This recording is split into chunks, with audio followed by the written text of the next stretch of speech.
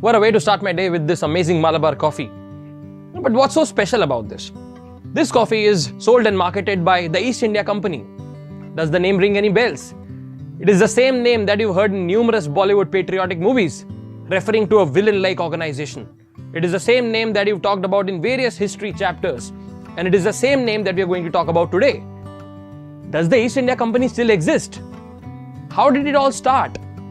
What are the things that I need to know before I start with my chapter 3 preparation? To find out, let's go. It has been more than 70 years to India's independence, and in fact more than 400 years since the British entered India. But what was this journey like? To see that, let us use Orphiki's time machine to go back in time. England, like the rest of Western Europe, had an appetite for exotic Eastern goods like spices, textiles and jewelry.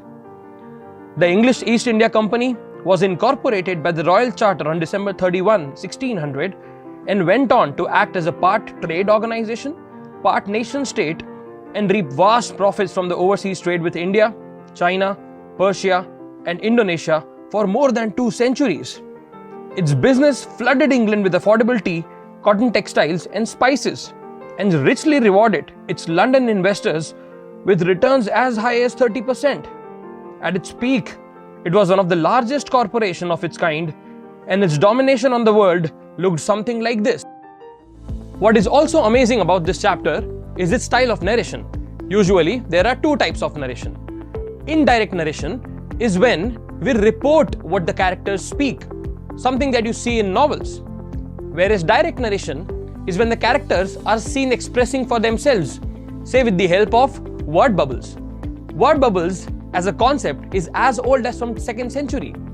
Many Greek paintings and sculptures are shown where the characters speak something and it is presented with the help of word bubbles.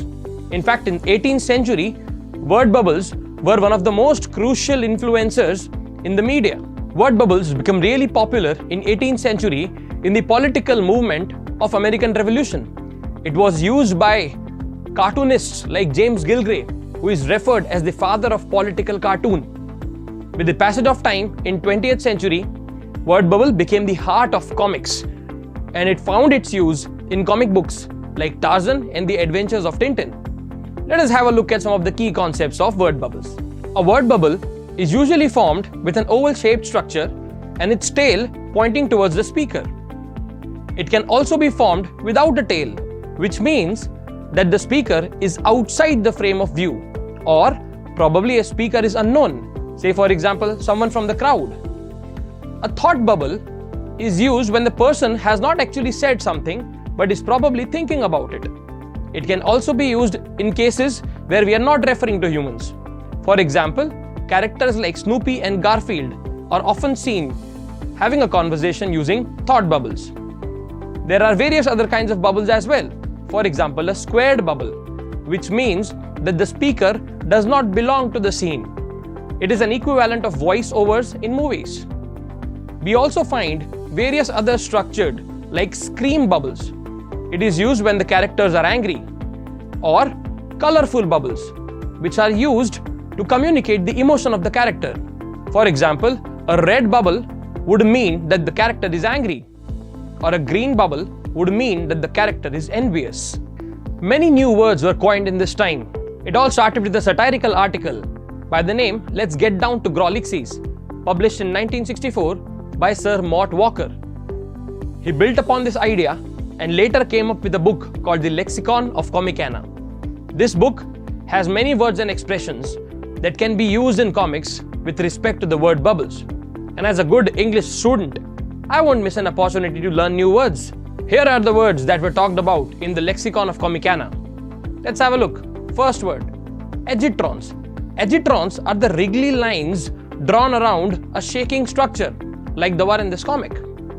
Blurgits are the curved lines preceding or trailing after the character's moving limbs. Briffits are the clouds of dust that hang suspended when the character departs. Emanata are the lines drawn around the head of the character to indicate shock or surprise. Grolixes are the symbols appearing in the word bubble that refer to the swearing words of the characters, like the one in this. Endotherm refers to the wavy lines that indicate heat or steam around the object. Solrads refer to the curvy lines around the luminous objects, just like this light bulb. And Waftarom refers to the fact that this pie smells really good. If comics are what you like, then you can look up to various other words and add to your vocabulary. All thanks to Sir Mort Walker. Getting back to the history of East India Company, it is interesting to know that East India Company today is owned by an Indian entrepreneur, Mr. Sanjeev Mehta. And this is one of the biggest political paradoxes of all time. East India Company is still headquartered in London today and still deals with various exotic food and beverages. But the question still remains, what changed? Why the organization that intended to start trade in India became a political leviathan? In order to find the answer to that question,